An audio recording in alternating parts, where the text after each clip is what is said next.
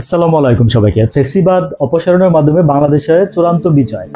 আমি আবারও বলি, ফেসিবাদ অপসারণের মধ্য দিয়ে বাংলাদেশের চূড়ান্ত বিজয়। তো এই কথাটা আপনার এই মর্মে কালকে আপনার হয়তোবা রাষ্ট্রপতি ভাষণ দিতে পারে বা বক্তব্য রাখতে পারে। তো বাংলা ট্রিবিউন নামে একটা পত্রিকা আপনার আজকে এই ওনার বক্তৃতাটা আবার প্রকাশ করে দিচ্ছে, বক্তব্যটা। হ্যাঁ, তো বক্তব্যটা আসলে উনি আপনার লিখলে বা নিজের থেকে বললে সেটা উনি হয়তো বা ওনার নিজের কাছেই রাখতো বা বলতো না, হয়তো এটা ওনাকে সরকার লিখে দিচ্ছে।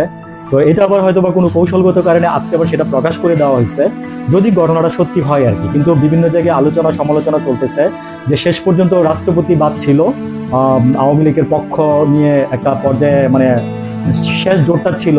তো এটাও যদি নষ্ট হয়ে যায় বা আপনার জুলাই গণ অভ্যুত্থানের পক্ষে চলে যায়, তাহলে আর কি থাকলো আওয়ামী লীগে? হ্যাঁ, মূল আলোচনার বিষয় ছিল এটাই। তো আমি এখানে একটু বলি, সেটা হচ্ছে যে চুপু যদি নিজে লিখে নাও থাকে, তাহলে যদি লিখেও দিয়ে দেয় সরকার, তাহলে উনি স্বাক্ষর করছে।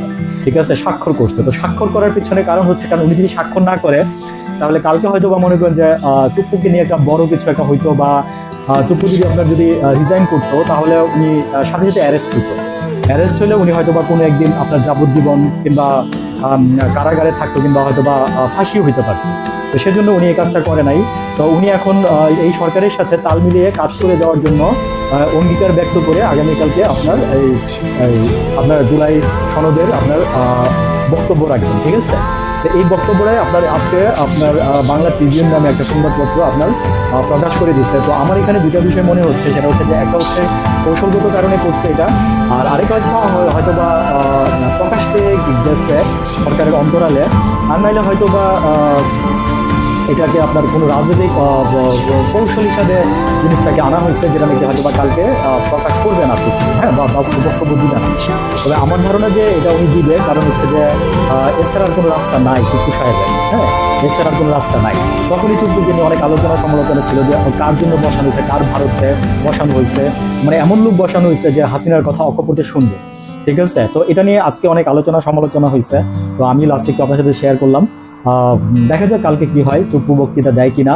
আর চুপ্পু যদি এই বক্তৃতাটা দেয়, দেখা যাচ্ছে আওয়ামী লীগের বিপক্ষে চলে যাবে এই জিনিসটা। ঠিক আছে, বিপক্ষে যদি যায়, তাহলে না দিয়েও কোনো উপায় ছিল না। না দিলে হয়তো বা উনি হয় পদত্যাগ করতে, নাহলে বা কালকেই হয়তো বা চুপ্পুর আপনার এই হয়তো বা সবাই পদত্যাগ দাবি করতে এবং পদত্যাগ করতে বাধ্য হইতো হয়তো বা।